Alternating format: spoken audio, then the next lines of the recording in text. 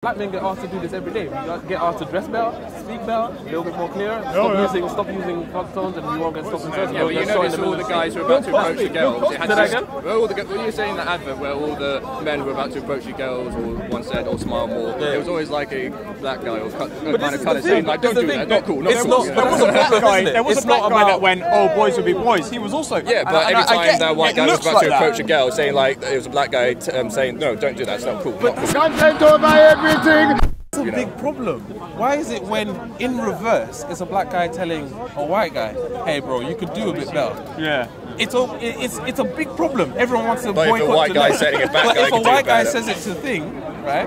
Everyone's like, "Oh, you know what? Statistically, he's completely right."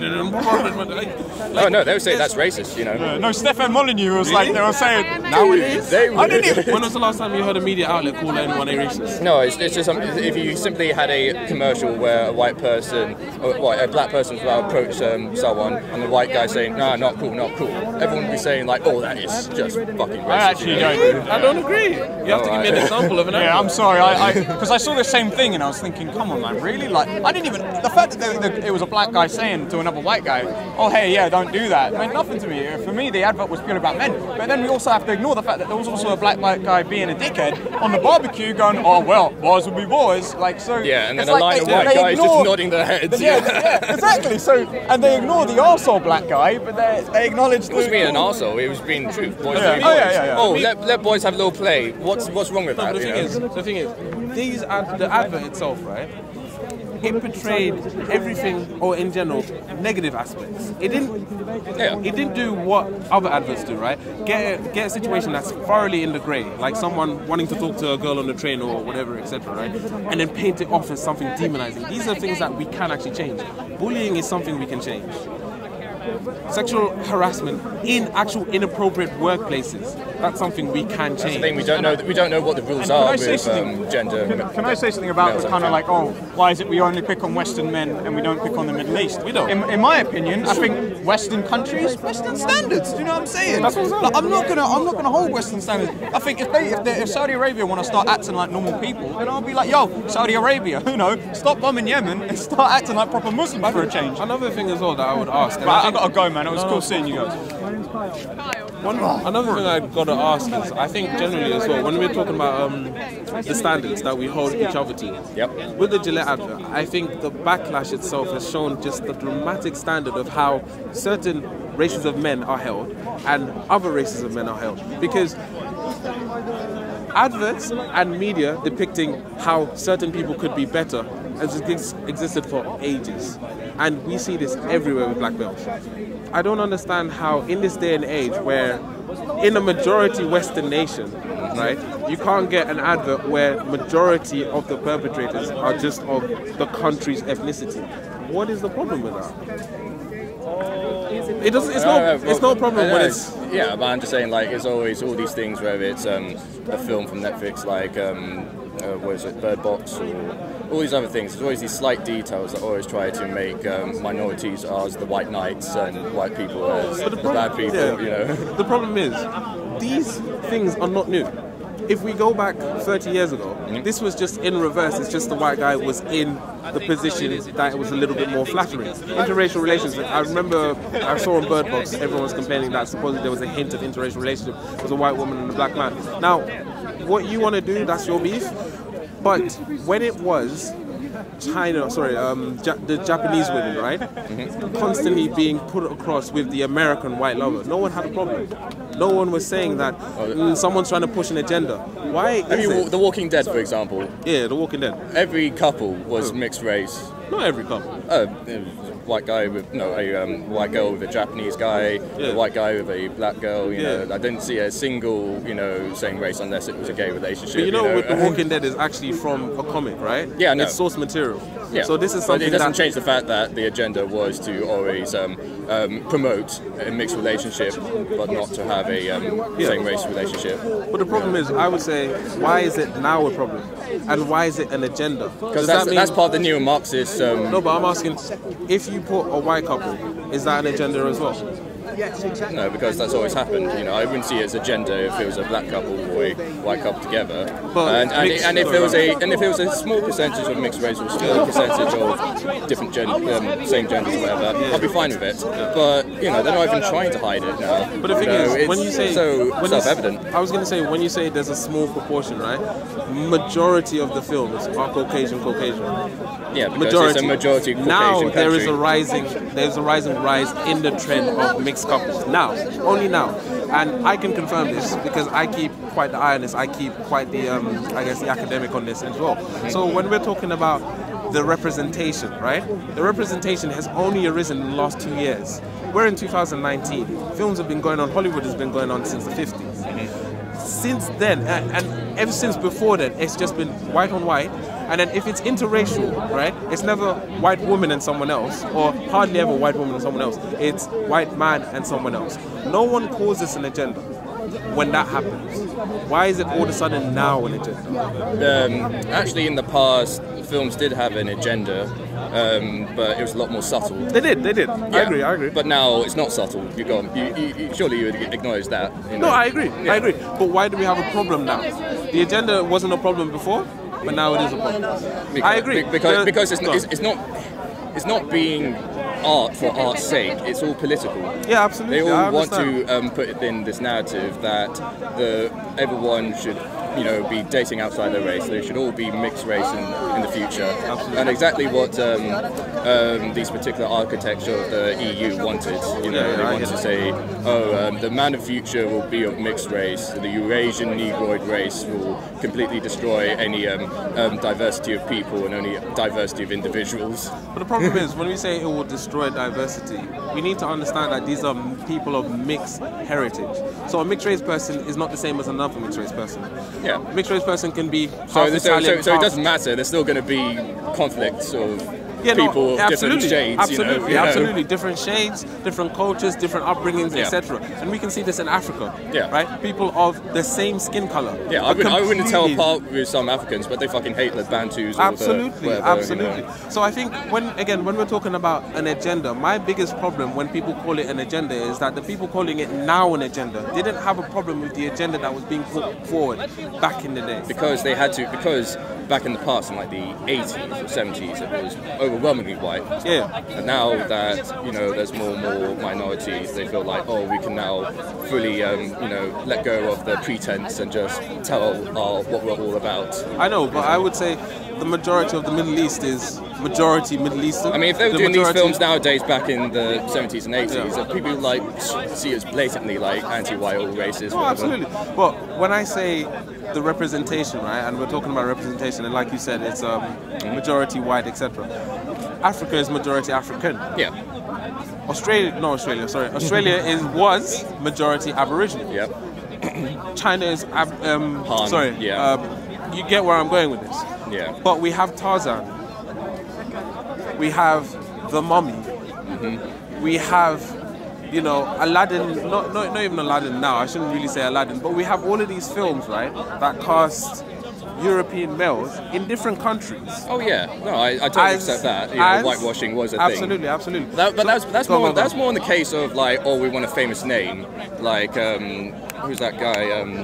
Yeah, I agree. I agree. Ridley Scott said this with Exodus, Kings and Gods, etc. He was saying that certain people will not bring in a big name, and they're not going to put in a massive investment not to see that come back. And I can understand that. But we're talking about the political narrative.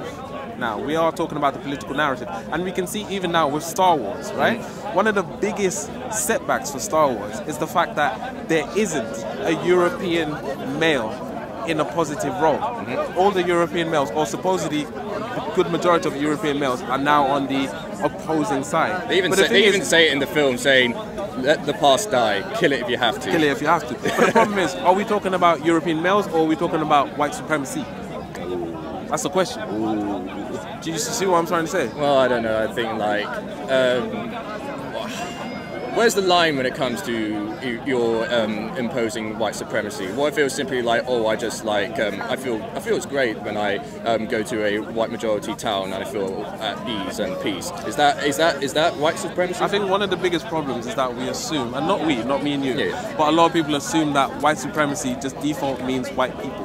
Never means white people, because it doesn't mean Tommy Robinson. Tommy Robinson is far from a white supremacist. White supremacists won't even have anything to do with Tommy Robinson. But there's this ignorant notion that working class people are inherently part of a bigger culture, as in the working class Brits are now part of the, when we say white supremacy, they're part of the people who put legislations, put rules, put borders in place to stop other people from different ethnicities progressing in life.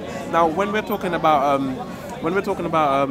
white supremacy, right, and we're talking about Star Wars, why is it all of a sudden we forget that even though there's no white male characters in lead roles, the lead character of the Star Wars film and the Star Wars franchise now is a white woman still?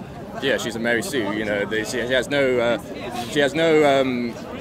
character flaws. She's like perfect in every way. Absolutely agree. Absolutely a boring character. We used to have really good white woman characters like that girl in Alien. Yeah, Ripley. Exactly. So they can be done, but when feminists take charge of these things, they can't handle any notion that, oh, we need to give her flaws. Absolutely.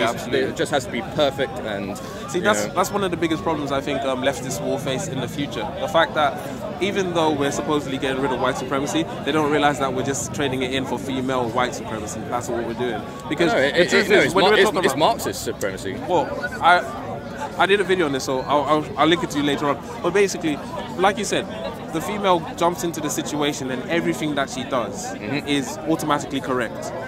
There's no struggle, there's no upcoming, there's no flaw. Don't you think it's the same with minorities? Say that again? The same with minorities, like they don't have flaws for certain black characters or certain if we're using Finn as an example, that's a really bad example. He's a coward. He's always wanting to run away. He doesn't really have any like lineage to anyone or any kind of like obligation to anyone apart from a white woman.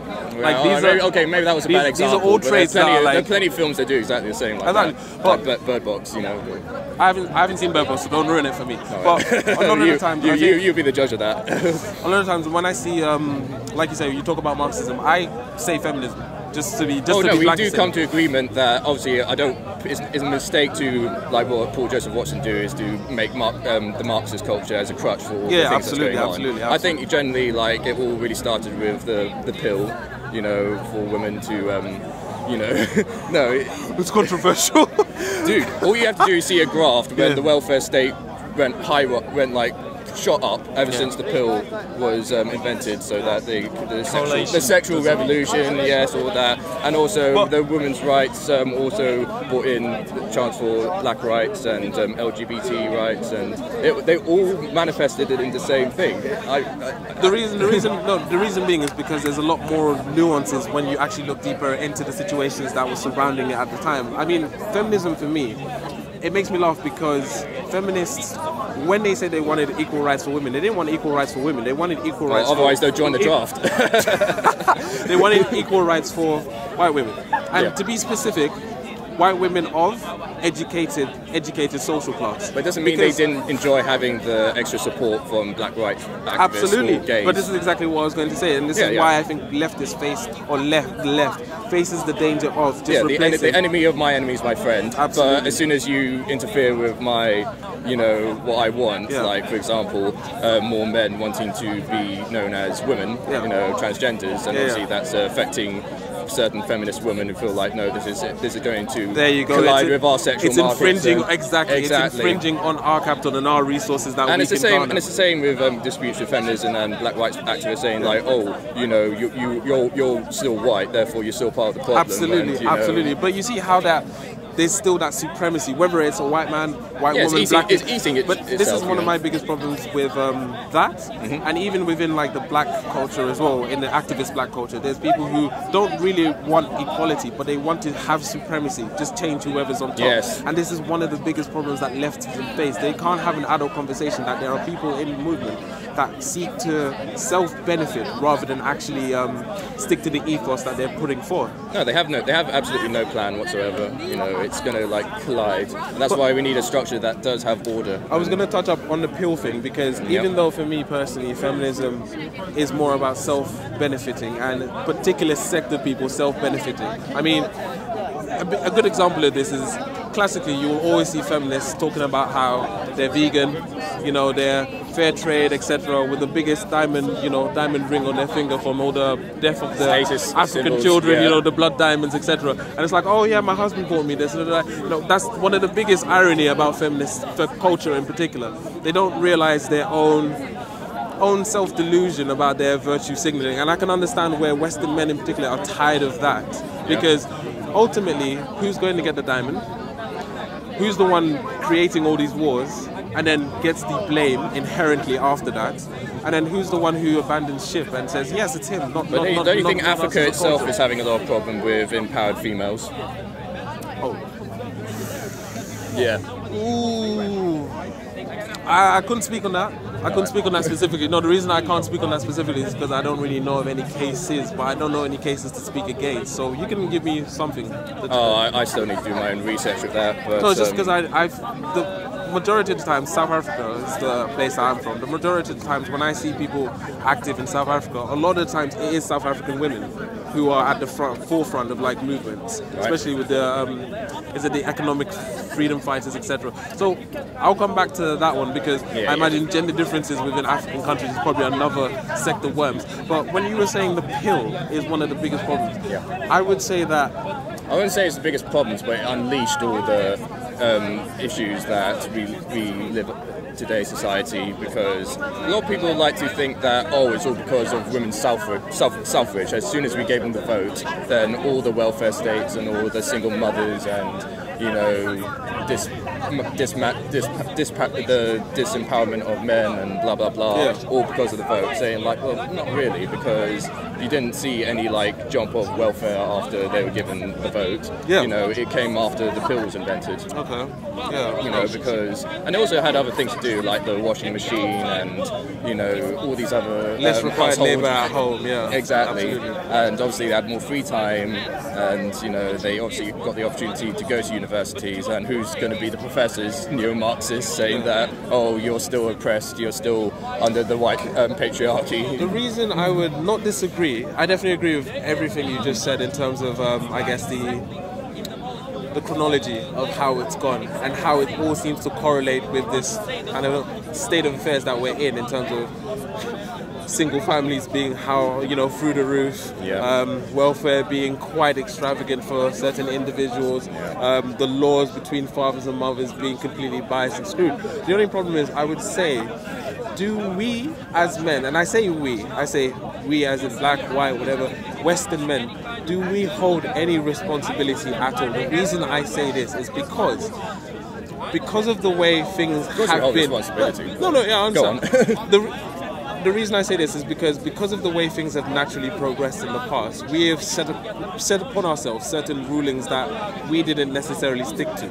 So we had this whole kind of shaming culture around being extramarital, but we knew of men who were quite heavily extramarital. We knew of men who didn't really care about the idea of monogamy and having one female partner and the family, etc. King Henry VIII is one of the people that we boast about in our history lessons, but this is not someone that I would put up as a Western idol or a Western icon to, you know, raise a son on. I think the Muslims are happy with Muhammad being their idol. And how many wives did he have? But the thing is, I would predict that the Islamic world and the Middle Eastern world are going to experience the same crisis that the West is experiencing now in terms of gender differences. Maybe. The reason being is because now we're seeing more Muslim women being educated and in positions of power. Very slowly, they're starting to start their own feminist movements as well. There are various disparities in the freedoms that Middle Eastern men have and Middle Eastern women have. A lot of women know that they can't really go out and be a bit floozy with their kind of like body parts, etc.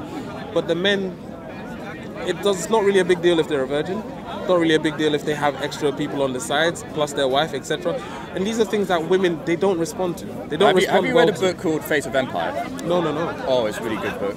Basically, there's an English guy who saw like all these empires. They had a similar events that led to one thing and another. Oh, and when they collapsed, you know, like the late Roman Empire, it all came to the point where everyone was only interested in materialistic, degenerate stuff, only going to watch sports. The women got more empowered and did jobs that was normally reserved for men. The same in the Romans, same with the Arabs, same with Assyrians. They all went through that later stages that allowed it to easily be dissolved because all the immigration of them doing the jobs they didn't want to do, and then it made them exposed to being invaded within or outside. And, you know, and it's the same structure we're living in nowadays. You know.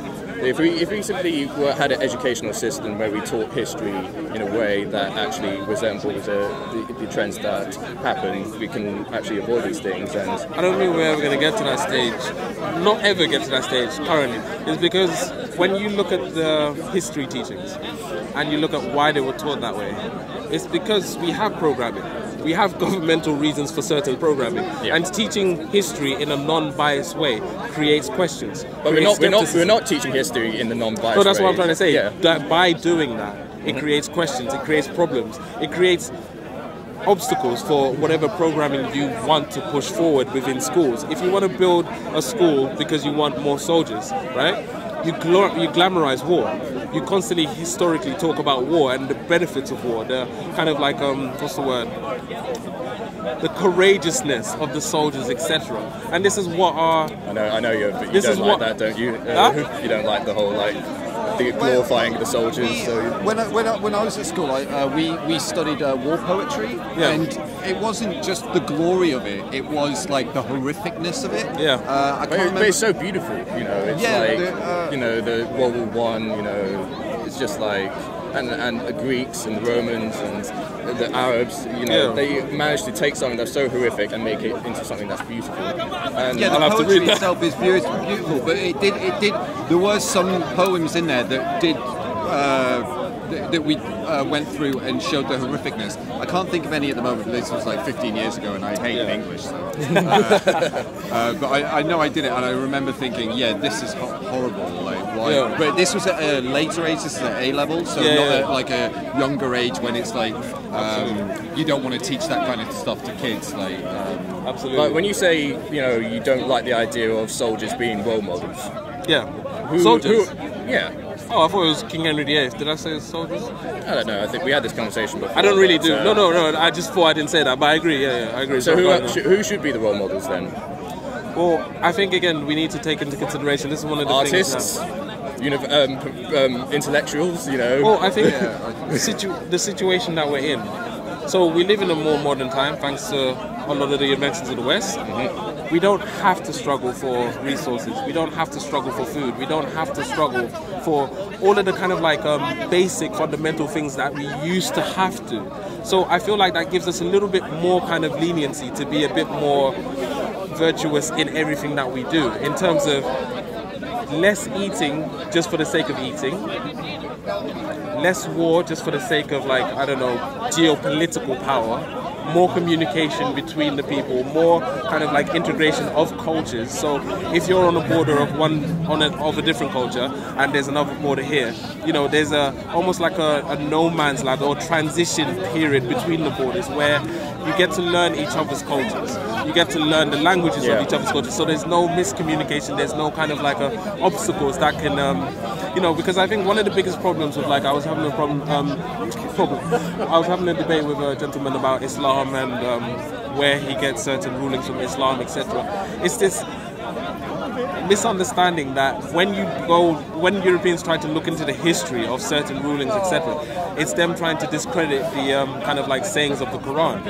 But he didn't even know that the story of Lot originated in the Talmud, which is supposedly the oldest biblical text, and it's the oldest record of that story. So when I was asking him, where do you get the story from? He was like, I only get it from the Quran. And I was like, well, where do you think the story originated from? And he was like, from the Quran. I was like, well, the oldest text is in the Talmud. How do you... And then he just didn't get the concept of primary, secondary, and tertiary sources. So it's breaking down those misunderstandings, I think, between borders that will lead to people more, like, understanding each other, and a lot less of this kind of, like, racial cultural tensions that we see a lot across the world. It's difficult though, because when schools are sending kids to mosques and they're like praying just to like see what they do, and you notice they're not allowing Muslims to go to trips to churches. What schools are? Yeah, well, it's only one rule for Western kids to go to trips to mosques, but they don't allow trips that include Muslims to go to churches. So that's true. That's true. That's a bit silly. That's a bit silly. The only If thing it is true, then yeah, it's silly. But like, when I studied Islam, it didn't. People are scared. Like parents are scared that like teaching Islam at school is going to brainwash them into believing it. But like, I don't know any of the 12 people in my class that are now Muslim. Like, it just doesn't happen. Like, it's like it helped me create an understanding. But there are a lot of white converts to Islam in this country. You know? Oh yeah, but I don't think they're from schooling. They're from like meeting Muslims who then convince them. And brotherhoods. Yeah, as well, brotherhoods. I think that's one of the biggest problems. Especially if they come from broken homes. That's it. That's it. Yeah. That's one of the biggest problems with brotherhoods. Like you were talking about the whole breaking down of the family structure. That's left a void in a lot of people. So they're looking for identity groups. It's no wonder there's a rise in all kinds of extremism, whether that's Islamic or whether that's on the right or whether that's on the left. People are looking for places where they belong. And a lot of these places harbour very tribalistic, tribal feudalism towards each other. You know, the more and more we become separate from another and separate from the family as well, the more and more we will seek to externals to kind of create security within ourselves. So I think it's hard to generalize for like reverts, because reverts are a kind of special case, because you see reverts who come in and out, but you see reverts who will take on the religion, but not just the religion, they'll take on the culture as well. They'll take on the dressings, they'll take on the beard, they'll take on the hat, but they'll completely void the whole spirituality of the teachings of the religion, completely. But they think dressing in the hijab, doing the 5 times prayer a day, and fasting every year, that makes them a Muslim. That doesn't make them a Muslim, and they miss that message entirely. So that's one of the biggest problems. But what we were just talking about in terms of building the bridge and building the gap, bridging the gap, I think that's one of the biggest problems that we face now. People are too scared, like you were saying. You get atheist Steve, and he's like, you got people feeding my children halal meat, as if halal meat for some reason is gonna like warp their mentality or whatever. Like, it's no different if you were feeding someone vegan sausage rolls. And even then, people are still freaking out about vegan. Like, if it tastes the exact same and it mirrors every aspect that you miss in the original, what's the problem? Do you understand what I'm saying? Halal itself is not even meant to be, it's not an Islamic concept. Halal itself is more apportioned towards things that would bring your detriment. Because one of the reasons I realized this is because I realized how pig meat in particular, back in the day, was always synonymous with certain things like brainworm and all of these diseases that they didn't really have the education for. So would it not make sense that people then start to put a superstition around a piece of meat that is synonymous with a lot of deaths and a lot of kind of illnesses? And this is where the concept of haram and all of this thing comes in, same with alcohol, etc. But the problem is they don't understand the education and the history behind this, so they just think it's just biblical, and that's it. End of conversation. I think everything that we do is by need. So, like the reason Muhammad had multiple wives is because there was a lot of war, and they needed more babies, and there was a lot more women than there were men. The reason why I think the reason why I think we have dishwashers is because women started going to work, and then they didn't have time to do the dishes. So then someone thought of the great idea: oh, to save time, let's create a dishwasher. Problem solving. Don't you think he just enjoyed variety? I don't think you've been with a woman there. Yeah, like, it would be very incredibly difficult. Does anyone say that, oh, I have multiple wives because I want multiple kids? Maybe that is a part of it, but no Muslim is going to say like, oh, it's not like I don't enjoy having one wife that's black, one wife that's white, one wife that, you know.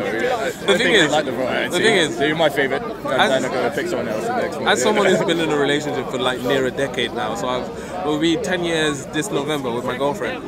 I can tell you now that anyone and any man who convinces you that having more wives is a better thing doesn't know women and is not doing his relationship properly, because one woman is already a chore enough. No, seriously. Not even a chore. Like, I don't mean it in the sense of like a chore or something to do. Like, there's so much complexity to being with a woman that you have to acknowledge, and you really have to respect. Come on, surely you have you acknowledge you have a urge to feel like, you know, I wish I had another, you know, pussy or whatever. Absolutely, but exactly. And it's not like having another marriage. I think it's a bit extreme, but that's just how the Muslims have done it. But it doesn't mean like rich people would have concubines or you know go and go to the brothels and stuff like that. I also have an urge to be married. Batman. I also have an urge to be Superman, but I don't have any practical use for that right now. Do you understand? Where you get that stuff from? It's like Robin. But you see what I'm saying? Like, there's a difference between fantasy and then like practicality, functionality. But if you had the money. And the influence, you would do that. But even then, I would tell you say you would do it, but I don't think you would. I think there are certain people that are happy in polyamorous relationships, and they can make it work. But it's the very minority, and it's all in this kind of liberal world that we live in. It's all. This is where we go back. This is where we come full circle of like why most animal societies have a dominant male that you know that has sex with all the females, and you know that's why it's all down. What about Cleopatra? Like there are societies that have dominant females. Of course you get exceptions, but I don't think how any society lasts very long where the woman is in the position that Cleopatra is. Remember, she like was the last of the Ptolemies, you know, and you know Egypt fell. You know. I don't mean to. At any point, if you. And I've not seen a single female leader that's actually done reasonably successful, like Boudica, you know, or Cleopatra.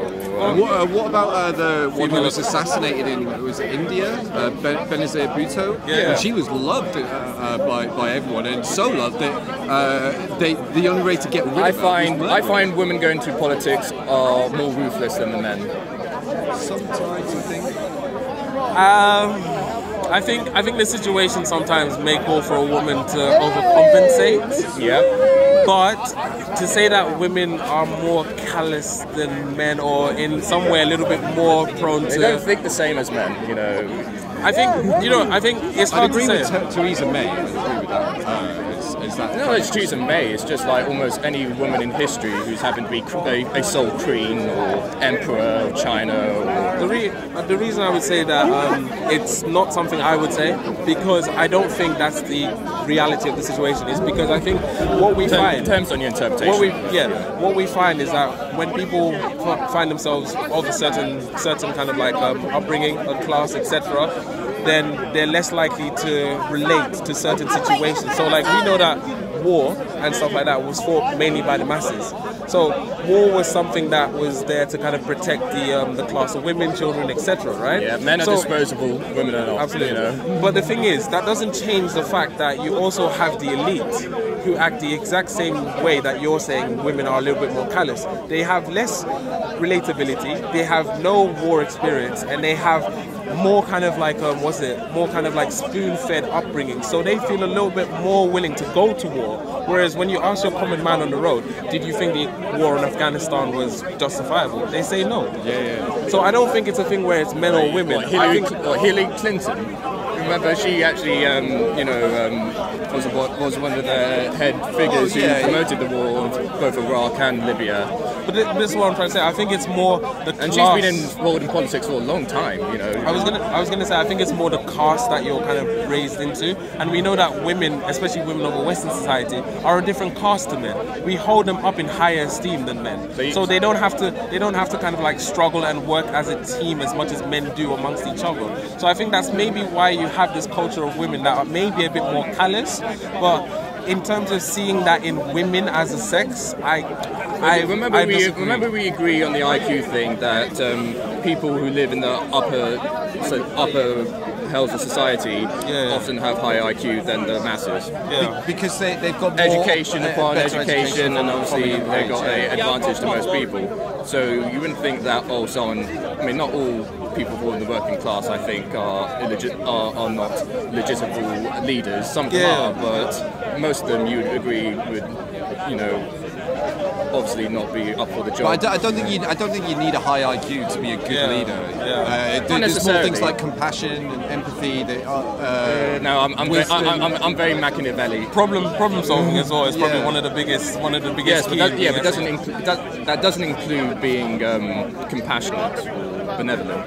It's being realistic and knowing what needs to be done regardless of how bad it's going to look. Some people with high IQs aren't realistic.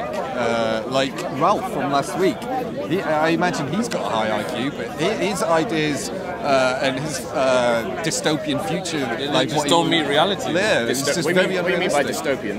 That's what it was. It sounded like he was describing some sci-fi film from like the year 3000, like how the world is going to look in 1,000 years. And I would say as well, with the IQ thing, in terms of the leadership, etc., a lot of the time, why do we go to war?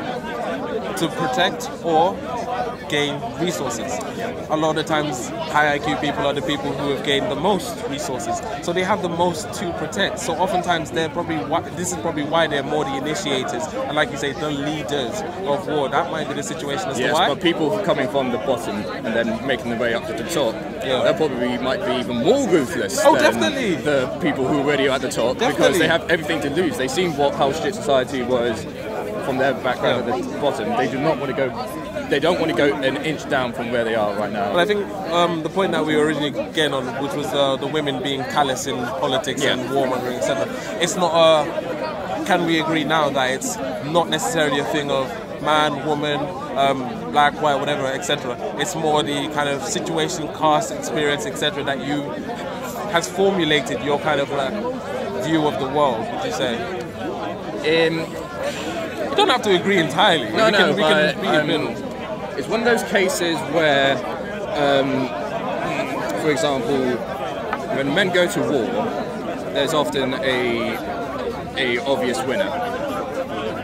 When women go to war, it just becomes a mess. There's no decisive victory, and it makes things worse, like you see in Iraq. I understand that, but I think that's a biological. That's what I mean. Men and women don't think the same. But it's different because there's this thing with the Gillette advert.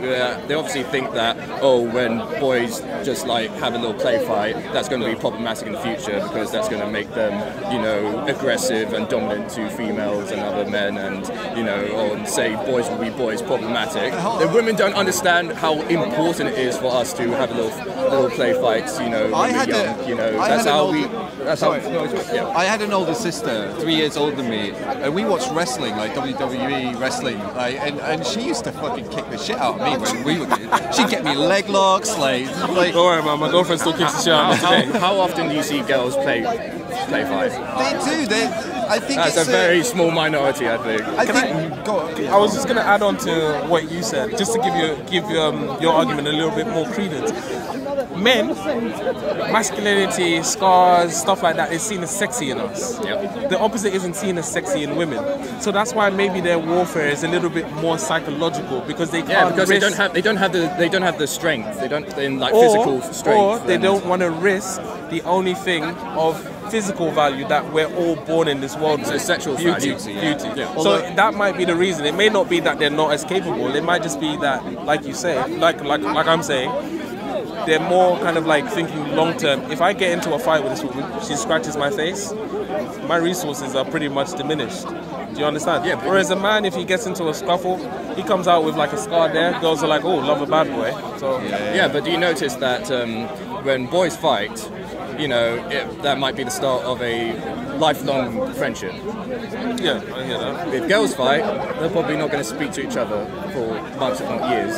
See, the women really do have this ability where they cannot take criticism or certain like bitchy fights with especially other women, because they're always competing with them, for the top male, and that's why there's not been a single exclusively woman company that's succeeded. It always degenerates to bitch fighting, backstabbing, whilst men always can work well together in companies, it's.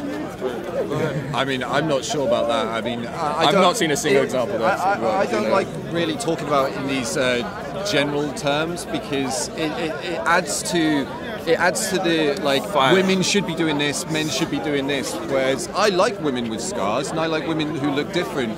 I like them. I like women with short hair. I'm not proposing going backwards. I'm just saying taking the best elements from the past and bringing it into the future. But why I think, hey Steve, you're doing well. Not too bad. And if you give women the choice, I think out of their own decisions, they would prefer to be the living as the wife and mother. And if there's a minority of women who want to be the in charge of 102 companies, let them do that. But I think as we are their free choice and not by the government legislating policies, and affirmative action and all that stuff. I think what we were getting at, in particular, where we can't really allocate or designate certain roles so blanket statement, is because this is one of the fundamental movements in the fundamental problems, in the movement that seems to be trying to counter feminism. The idea that that women do not have subcultures in them that are a little bit more dominant and a little bit more vocal. Where feminists would point to the rapists, the sexual assaulters in the male movement, or the men demographic in general, right? We're constantly pointing to feminists as a representation of women in particular. You notice that most rapists come from a single mother household. Yes, yeah. So if you had a strong family unit, there'd probably be less rape. No, going on to a different topic. Topic. Okay. No, it was a bit of a side branch. But what I was trying to say is that when we're talking about, like you say, a certain type of woman, right? The whole kind of like men will have a fight and it will be the beginning of a long-term relationship, etc. But that's because earlier you just said when men fight, there's a clear winner and a loser, right? From then on, it just becomes a thing of trying to make the best of the situation. So you see a lot of men trying their hardest to befriend, etc., because it's more productive after that, because they've been, the distinction has been made after the fight, right? Whereas with women, I'm not sure about that. There's also a good respect that. I mean, there doesn't necessarily need to be a fight. You must have thought, oh, he's a wimp, but then actually it was like a small dog in the fight that no one told you he was that tough, and so it's like, oh, I misjudged you, join my group of friends. I would say that with women, what we tend to see a lot of the times is this it's a subculture, because a lot of women, I don't believe, are like this, even though there is high complicity within women in general to just not speak about the problems of these women. But there is a small portion of women, right, who are what people call hypergamous. And hypergamous means that you try your best to get all available resources to benefit yourself with no regard for anyone else, kind of thing, right? And I think one of the biggest problems is that these are the women that are vocal, these are the women that are at the front of the feminist movement, and these are the women who are trying their hardest to screw over certain people like the male right movement, right? And we have to be very careful now that, especially in these times where we have Trump, we have Brexit, and all gender tensions right now are probably at one of their most exaggerated. We have to make it clear and possible that women that don't agree with these hypergamous women are able to actually stand up for themselves.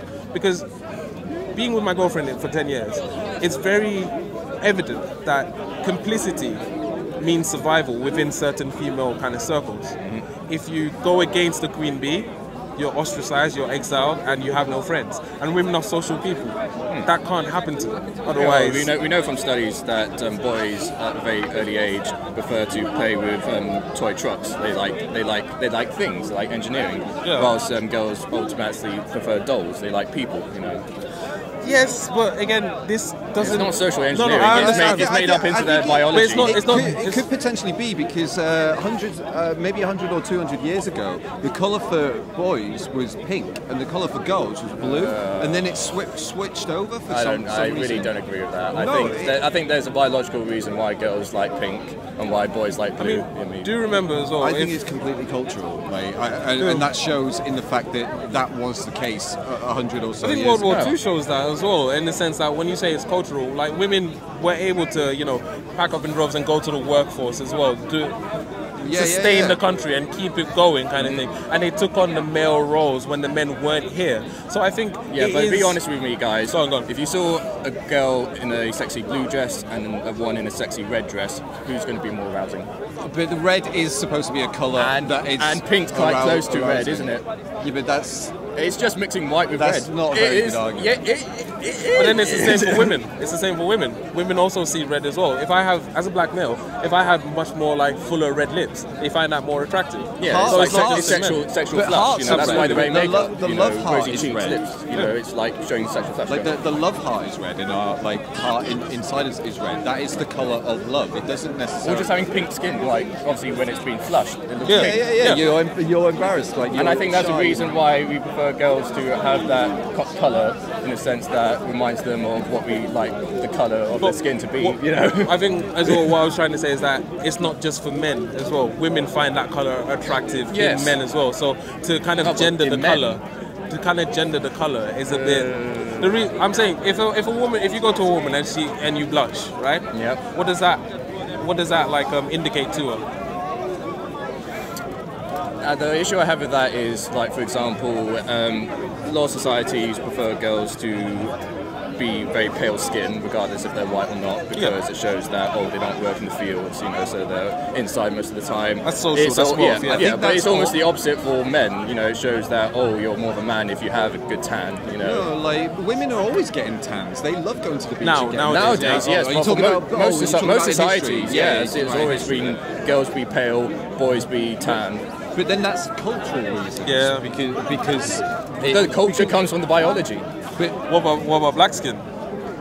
That's a. Right, you got me there. Do you see what I mean? Do you see? That's why cultural relevance as well is quite important when we think about these discussions, because we still develop vision to detect eye colour. No, I agree. There is an element of truth to that, but if we were to follow that logic, what I was trying to say is that then by that logic, darker skin should be automatically a lot more attractive, but that's not the case.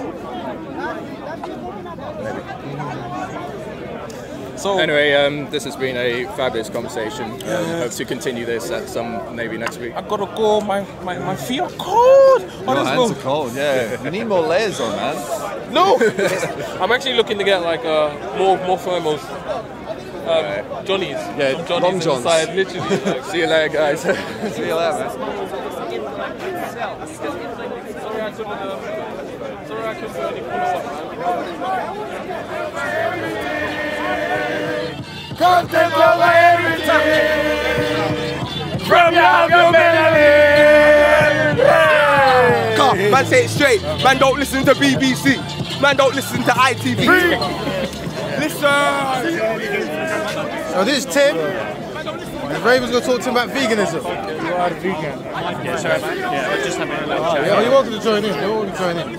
Question. So Tim, do you want to do a brief introduction of you're on, bro? You're on, yeah? Yeah. Do you want to do a brief introduction of what you're about, why you're in the park? Yeah, sure. Yeah. So I've been vegan now for about 9 months, and give or take about 9 months. And 10 months ago,